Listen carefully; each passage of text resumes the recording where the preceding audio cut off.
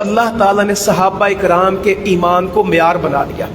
فَإِنْ آمَنُوا بِمِثْلِ مَا آمَنْتُمْ بِهِ فَقَدِ اهْتَدَوْا، اگر تمہارا ایمان ان کے ایمان جیسا ہوا ہدایت مل جائے گی، تم ہدایت یافتہ لوگوں میں شمار ہو جاؤ گے۔ تو اگر ہم چاہتے ہیں کہ ہمارے ایمان میں ترقی اور بہتری ہو، ہمارے ایمان میں اضافہ ہو، ہمارا ایمان ترقی کرے، تو صحابہ کرام کے ایمان کو پڑھنا، ان کے عمل کو پڑھنا، ان کی زندگی کو پڑھنا، ان کے شب و روز کو پڑھنا، ان کی قربانیوں کو، ان کے جہاد کو، ان کی ہجرتوں کو، ان کے مارکوں کو،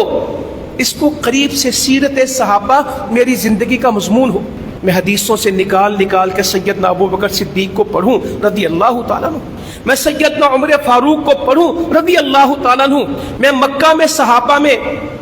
آل یاسر نے جو تکلیفیں برداشت کی، مجھے زندگی میں بہت تکلیف آنے لگے اللہ کے رستے میں، تو میں سیدنا بلال کو پڑھوں رضی اللہ تعالیٰ عنہ، حضرت خباب کو پڑھوں رضی اللہ تعالیٰ عنہ، تاکہ مجھے حوصلہ ملے کہ میرے ساتھ جو کچھ ہو رہا ہے یہ معمولی ہے، جو جن لوگوں نے اسلام کے لیے کام کیا ان کو بہت قربانی دینی پڑی۔